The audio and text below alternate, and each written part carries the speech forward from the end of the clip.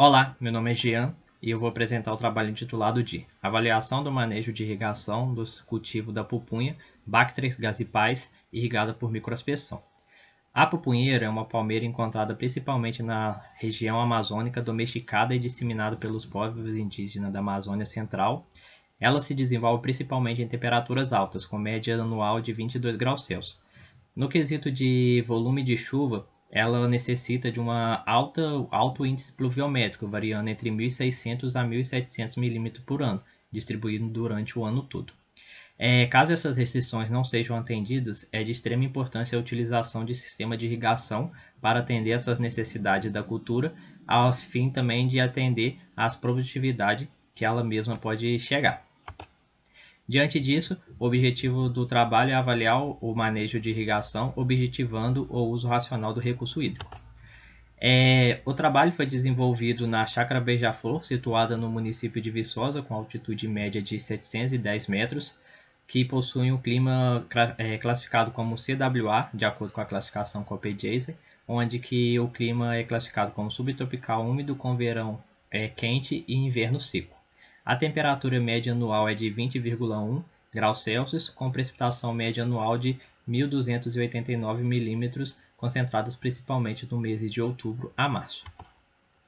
Para fazer a avaliação do manejo de irrigação, foram determinadas as características químicas e físico-hídricas do solo e da distribuição das raízes da planta. A coleta das amostras de solos na camada de 0 a 20 e 20 a 40 centímetros foram feitas através do método da câmara de Richards para os valores de retenção de água no solo e pelo método de tubo de PVC para a determinação da densidade do solo. Para avaliação da distribuição das raízes presentes no solo, foram feitas 8 trincheiras com dimensões de 1 metro por 60 centímetros por 80 centímetros, junto à planta na direção da fileira e na direção ortogonal à direção da fileira de plantas. A profundidade efetiva do sistema radicular das plantas em estudo para fim de manejo de irrigação foram obtidas através das observações de campo pelos primeiros 80% das raízes distribuídas no perfil do solo. Falando um pouquinho sobre os resultados de discussão, o solo é classificado como argiloso, com densidade de 0,64 gramas por centímetro cúbico, com capacidade de campo de 0,26 gramas por grama e ponto de murcha permanente de 0,17 gramas por grama. A profundidade efetiva médias das raízes foram estimadas em 40 centímetros e as características gerais podem ser observadas nas tabelas a seguir, onde que a tabela 1 fala as características químicas, a tabela 2 fala sobre as propriedades granulométricas do solo e a figura abaixo fala sobre a curva de retenção de água no solo, principalmente nas camadas de 0 a 40 centímetros.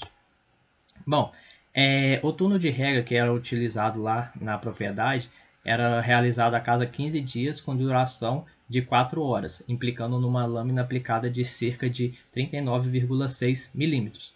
De acordo com os estudos obtidos na propriedade, a capacidade total de água no solo é de 23 milímetros e a lâmina real de irrigação necessária pela cultura é de 9,2 milímetros, evidenciando um manejo de irrigação inapropriado, como vocês podem ver na tabela ao lado aí, a tabela 3. Além disso, em um estudo complementar realizado também nessa propriedade, evidencia que o sistema de irrigação apresenta uma baixa uniformidade, ocasionando uma grande variabilidade da umidade no solo dentro da área avaliada, propiciando áreas com grandes umidades excessivas e áreas com umidades críticas.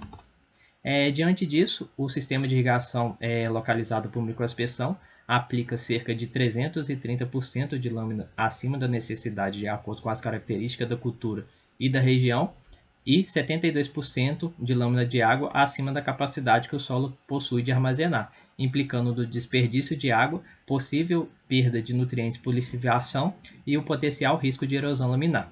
Diante disso, recomenda-se um turno de rega a cada 2 dias de duração de 1 hora, visando atender a lâmina real de irrigação necessária pela planta, uso racional dos recursos hídricos da propriedade. Essas foram as referências utilizadas. Obrigado.